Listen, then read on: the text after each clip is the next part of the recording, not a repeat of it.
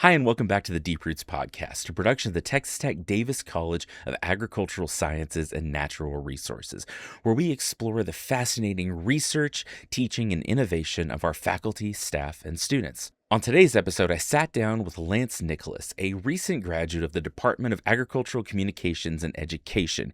Lance was incredibly involved in his time here in Texas Tech, doing everything from collegiate FFA to mentoring students through TTU student engagement. He is a well-accomplished undergraduate researcher and just a really great person to talk to. Lance will be starting his master's degree soon, and we wish him all the best in his future. I don't want to spoil it too much because this is such a fascinating interview about the undergraduate research he did, about his time here at Texas Tech, about the work he did with schools in our region, and how that's going to inform his future and how he hopes to help future schools and administrators be better at what they do and serve students and our community more effectively. So get ready for such a great conversation. It's so exciting to get to actually talk to someone who was a student at the time and is a recent graduate for a very different perspective on education and what we do here in the Davis College. So thanks for being here today. I know you're going to love this conversation as much as I did. And as always, let us know if you have any comments, thoughts, suggestions, if you'd like to know more about anything we've talked about, and enjoy today's show. All right. Well, Lance, thanks so much for coming in and being on Deep Roots today. And we're really excited to talk to you to get a student perspective on research in the Davis College and what you do here. So thanks for giving us your time. And just to start off, tell us a little bit about yourself. What do you do in the Davis College? What are you studying? And what other activities do you take part in? Yeah, for sure. So I'm Lance Nicholas. I'm from Berkshire, Texas. If you don't know where that is, it's just west of Houston, on the other side of Katy, a little tiny little town.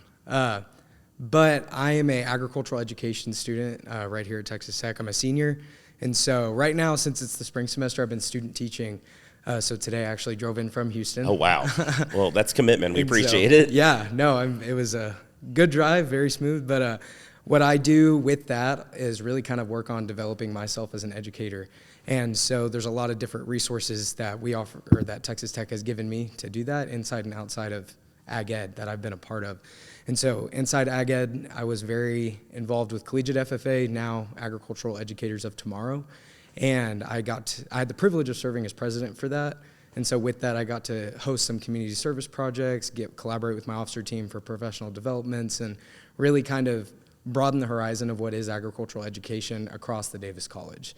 And so we invited a lot of different departments into our organization. So it's been very fruitful for that. And so I've also done undergraduate research. I did 2 projects this past couple semesters, one for Ag Ed and one for Ag Com. Okay. And so that was really cool to kind of see both perspectives of the department. But outside of that, in Davis College, I was an agri-Texan. I was a recruiter for the longest time. I got to travel all as far as California to as far north as Indiana to tell people the greatness of Davis College. And I had a lot of fun getting to see all the corduroy jackets, kind of walking around with all the FFA jackets I went to as a future FFA advisor. So that was really awesome and fruitful to kind of just interact with those students from different states to show them how great we have it here in Texas. But then outside of Davis College, I was very involved with student engagement. Okay. The Department of Student Engagement. And so the reason that is because when I first came here, I joined the Tech Leadership Institute. And so I actually became a peer mentor for that, and then eventually the lead peer mentor for that. Wow. And so I got to create curriculum and do a lot of facilitation and really kind of help kids find their purpose here and kind of take them a step further in their leadership journey. To really kind of understand what they wanted to do here, what they wanted to accomplish, but more importantly, help them understand themselves a little bit more, because that program is based off Know Thyself, quote by Socrates, and so we made sure that we were facilitating towards that goal of helping them do that. And so I was all over the place throughout my time here at Tech, and I've enjoyed every moment of it.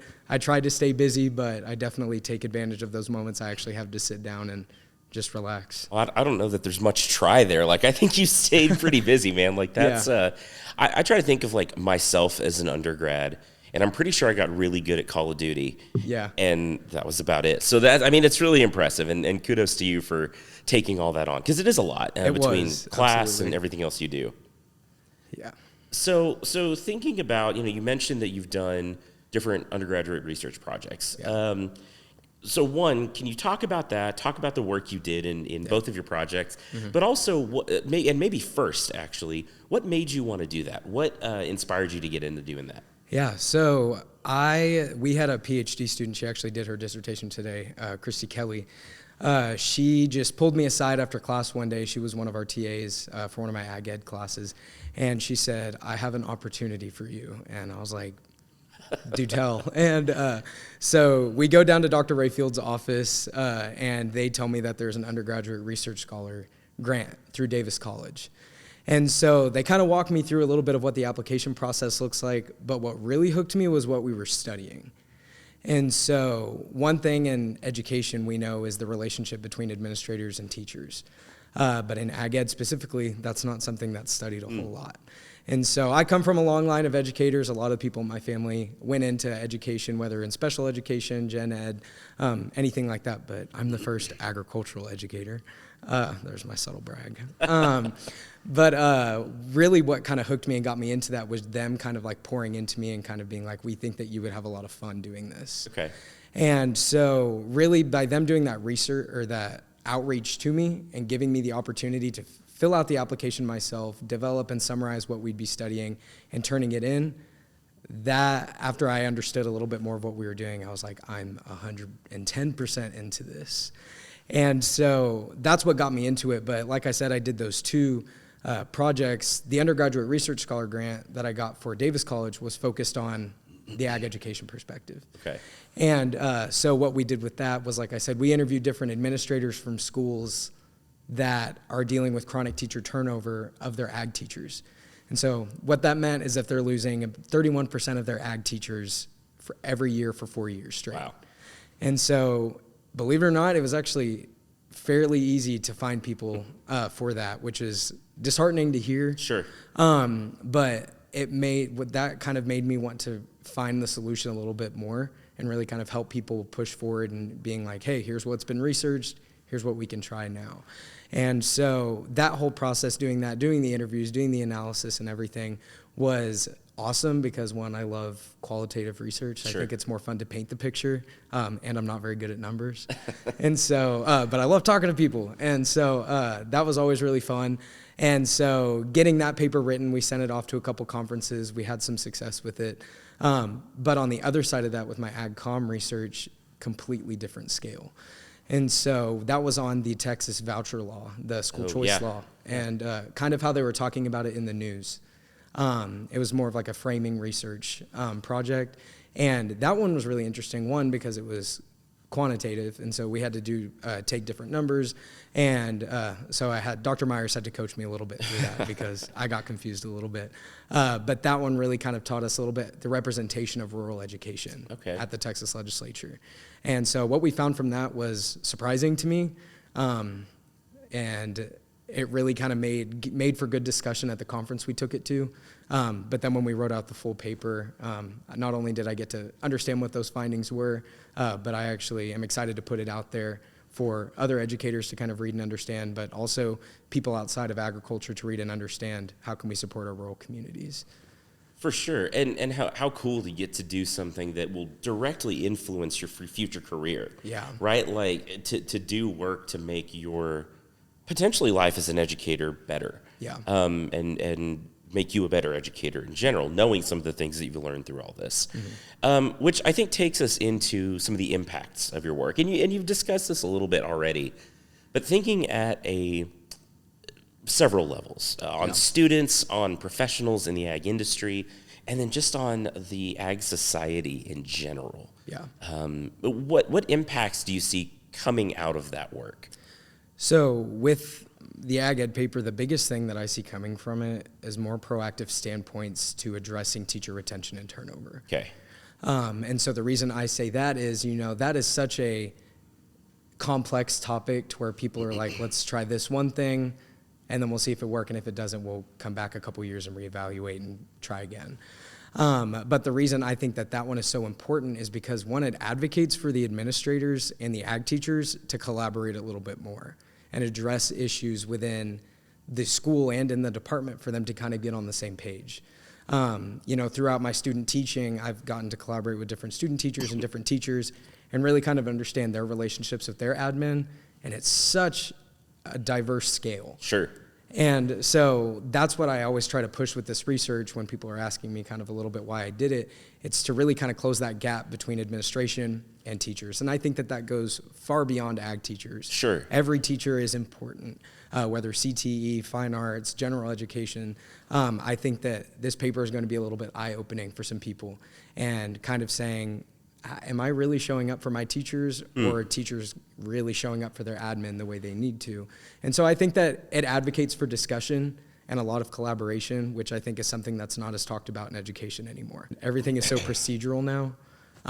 You basically fill out your complaint form and move on with your day. Sure. We need more face-to-face conversations, and I think that that research is going to lead towards that. That's awesome. And, especially in this field that is very personal in a lot of ways. Education's personal, or it should be, I think, in my opinion. Something that's relational and relation building and those kinds of things. Yeah. But agriculture, we rely so heavily on each other in all of our pursuits that the ability from an administrative standpoint, but also the educator, like frontline standpoint, like there needs to be mutual understanding. There needs to be clear communication. And that's great that that's something that you get to look into. Yeah, absolutely. And I think another important note with that is like, the importance between communication and understanding the admin to the teacher thing is so important to me. I've seen it in, like I said, my whole family has been educators. And so just hearing from their experiences of that as well, it fills me with gratitude a little bit to know that I can motivate teachers to step out of that comfort zone to go ahead and do that. But we all have the ability to be an agricultural educator in some regard, in some aspect. And so I think that can also be translated beyond the academic standpoint, but also even to the agricultural industry, and helping people understand how can we not only retain our ag teachers, which we need, how can we retain our employees or our managers and everything like that. And so obviously I have really high hopes for this paper, but I think that it's a good conversation starter for sure for all of these different people. It is, and that's such an important piece of the puzzle too, is starting the research, starting the work, and giving future work something to build off of. Absolutely. As well. So you mentioned you didn't have too much trouble finding, or at least finding schools that fit your criteria, finding programs that fit into that turnover rate and some of the stuff that you worked with. Yeah. But working with collaborators sometimes can be very challenging. Like there's a lot to that. Can you talk a little bit about the process and the experience of actually, as someone who's student teaching now, who's seen it through your family, what was that process of actually working with the folks that are, again, on the front lines of ag education? Yeah. Was that I hope that it was a positive collaboration, a positive experience, but I'd like to hear from you a little bit about what that experience was like for you. Yeah, so every administrator that I had the opportunity to interview was very excited to be a part of the research. And so that made the entire process so much easier, because they made it clear to me that they want to fix their retention strategies and they want to find out how to keep their educators. And so really the whole process with that has been very easy, and they were very open about everything. And, of course I gave them the opportunity to say, if you don't want to answer any of these questions, you don't have to, don't feel obliged to do so. But they answered every single question, and they gave me, that was supposed to be a 30-minute interview. Some of them were like almost an hour and a half. Oh, wow. And so they had a lot of different things to say and do. And, that's what I needed. I wanted to be able to put all these pieces together to kind of paint that picture for people, and find those results and everything like that. But, the challenging part with finding collaborators, though, was the tone of which I was trying to locate them. Yeah. And so I actually had some trouble there, because some of those administrators don't want to admit that they have this issue. And so I felt like I had to word myself enough to be like, I promise I'm not insulting you. I swear. You were just a suggestion. I don't know if you meet the definition. But I had some that responded very positively, and I had some that responded very negatively. Sure. And so finding those collaborators, while easy to locate, and the ones that met the definition, they were definitely a part of it. But if I accidentally found somebody that wasn't meeting the definition, they were not too happy with me. And I can see that. I can see that being a challenge, because even though you're not going in saying like, this is a problem and it's a you problem, like that kind of thing, like, it is a sensitive subject. Absolutely. It is a tough topic to discuss. So I can see that being a roadblock in some ways, for sure. Yeah, and it has definitely made me kind of like rethink a little bit more of like my styles of like finding those interviewees to kind of, as I started from my first phone call to my first email to my very last ones, it was like night and day. Because by then I finally understood this is the tone I need to be talking to them in. I need to get to the point I need to get to the reason I'm calling by this point. I need to say these words. That way they correlate it with, I'm just curious, I'm not judging you. Right. And I think that once I established that this was a sense of curiosity and a sense of compassion and genuineness, they were a little bit more open to the idea of being like, hey, I don't meet this definition, or yes, I'm very excited to be a part of this. Please let me know what I need to do. Yeah. And so that growth experience with that, I think, is something very important that you have to realize, because this isn't the only research project that I'm doing. Like I hope to do more kind of studies that are like this, where I get to meet with people. Yeah. And so really this is just helping me develop my toolbox, and I'm glad that I had these challenges that I had, because now I have those reflective moments and can actually become the better researcher as I go forward with it. And great. Again, at your stage of your career, what a great opportunity to get to be a part of undergraduate research, but also a very different kind of undergraduate research than probably we normally think about in the college, where, there's a lot of undergraduate researchers that end up doing like lab science or bench work or field work. And yours is, again, very qualitative, very like people driven, and getting those experiences and those lessons now. Yeah. And having the opportunity to work through those challenges now will serve you really well. Now, I did see that you just got accepted to a master's program. Is that correct? Yes, I did. Very cool. So congratulations on that. Thank you. Which sort of works me into the next question of the future. Yeah. Right? What does that look like for you? You mentioned a little bit that you want to continue with studies like this, but are there projects on the horizon, and again, don't talk about anything you're not supposed to, but don't scoop yourself. But at the same time, like, what's coming up next that you're excited about? Where do you want to go from here? Yeah. So, yes, I just got into grad school here at Texas Tech, actually, in the Ag Ed program. So I will be on an assistantship under Dr. Will Doss. And so me and his research values very heavily align. And so mine specifically are obviously teacher retention and recruitment. I think if you're in agricultural education, you need to put at least a little bit of emphasis on it, because that's what we are. We're teachers, and we need to make sure that we're not only creating them, but keeping them. Yeah. And so, supervised agricultural experiences, those projects students do, that's always something that I'm very curious in understanding and everything like that. But really, I want to diversify my portfolio of that, and really kind of taking those risks to find other research values and interests, because I think that is what drove me to go to grad school, was to just be curious about so many components of agricultural education. And that's what I think my future looks like. I think it's a very colorful future. I think that there's going to be all kinds of directions to go. And, I'm very lucky to have an assistantship under someone who's very supportive of that, and someone who is going to guide me through those moments. And so not only do I hope to mentor other students through that moment and actually maybe even advocate for undergrad research for them, but also be mentored by people who have been there and have been in the classroom and have now gotten their PhDs or have gotten their graduate degrees and everything like that. And so that's really what I think my future is filled with. It's filled with curiosity and mentorship. And because I think where I'm at right now, it's more important than ever to just be curious about all of these opportunities and all of these fields of study. Because, as a future teacher, I have to be ready for all of these different horizons. There's 6 pathways in agriculture, food, and natural resources. I have to be prepared to do it all. And I think that really just being open to whatever opportunities are in front of me. And, that's even how I got involved here, just being open to the ideas of, I don't know what this looks like. I don't know how it's going to go, but you know what? It seems fun. Let's go ahead and give it a try, and we'll put what we have into it and everything and see what success comes from it. And even if there's not success from it, there's always a growth point from it. And Absolutely. So that's really what I look forward to in the future. It's scary because I don't know exactly what's going to happen, but I think that fear is what makes it more exciting.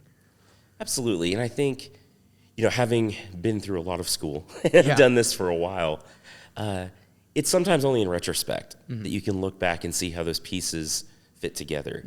And in my experience, as I've navigated my education and my career and everything else, it has been a benefit to me to give myself a lot of pieces, if that makes sense, right? To take a lot of opportunities, and sometimes it's hard to see what the right decision is, and there's just the next one, and then you take the next one and you see where that leads, and then you look back in 10 years into your career and you say, oh wow, it's really cool what I've built out of all those pieces I gave myself. Absolutely. So again, congrats to you on all the stuff you've already accomplished. Thank you. Getting into grad school and just all the stuff you're going to do. It's really cool. Thank you. So as we wrap up here, one of the traits, the marks of a good communicator and a good educator is to be able to, I think, encapsulate things and put complex ideas into bite-sized pieces and things that people can really grab onto. So to that end, we have a pretty diverse listening group to this. There's all kinds of people that are from students to academics to the general public. What do you hope they take away from hearing from you talk today? What one thing or a couple of things do you think they should take away from this conversation? The biggest thing I think that people should take away from this, and it's something I tell myself at least once a day at different points, is the famous Ted Lasso quote, "Be curious, not judgmental." And because everything that I built here at Texas Tech was based on curiosity. Everything is a what if, or how would I? And I think that that's something that we all kind of need to carry. And so if you're a student, my experiences were so diverse and open because I was curious about something and I asked a question, or I found interest in things that I didn't even know existed. And, a lot of that was built off of taking those risks of signing up for Tech Leadership Institute. I didn't know what that was. Or saying yes to undergraduate research. Didn't know what that was gonna look like. And, but being curious about the different opportunities that are in front of you are what's going to open the doors for you, basically. Cool. And that's really what I've seen, because I wasn't gonna go to grad school. But I got bit by the research bug or something because I just want to keep doing it. And because it's just exciting to me. And I sound like a complete nerd sometimes when I talk about it, but it's my favorite thing now. And so for students, I think that is something that I hope they take away from this. But as for everybody else listening, I think that really just saying yes to those opportunities and letting fear not be the driver, but letting motivation just kind of spark itself, because it will. Yeah. But we have to set fear aside to do that. And I think that there were so many moments at Texas Tech where I was afraid that I wasn't going to get something, or I was afraid that something just wasn't going to work out. But the second you put those aside as the second one, you start having gratitude for the moment. And I think that once we start showing gratitude for ourselves and our experiences, life just is so much better. And I know that can be a challenge, but if we push ourselves, find those mentors that'll help us build those foundations, the options are just limitless at that point. If you can just drive on your own motivations and drive on your own gratitude, you will be unstoppable compared to what other people are going to think that you're only capable of doing. That's awesome. Great advice. So this is a question I normally throw at researchers of where can we find your work? And they throw me a lab website or whatever. But if people want to know more about what you do, are there any public facing things you'd like to send them to? Do you want them to go look at your LinkedIn? Just where can people find you? So always on LinkedIn. That's where I post a lot of my research or academic updates. This year, at some point in 2026, I will have some published papers on the Journal of Agricultural Education. So my Rural Communities and Education School Choice paper will be in there, and then my Administrator's Perceptions paper will be in there as well. So if you're ever curious to read those papers, they will be in there this year for sure. But if anybody is looking to learn a little bit more about what I do or what I'm doing, LinkedIn is going to be the best point to do it. But I'm active on all social media platforms as well, Instagram, Facebook, and everything like that. Well, Lance, again, thanks so much for your time and for making a very long drive to get here. Yeah, and, of course. Thank you. Just for your perspective and getting to hear from your experience is really cool. So thanks for coming. Yeah, thank you for having me.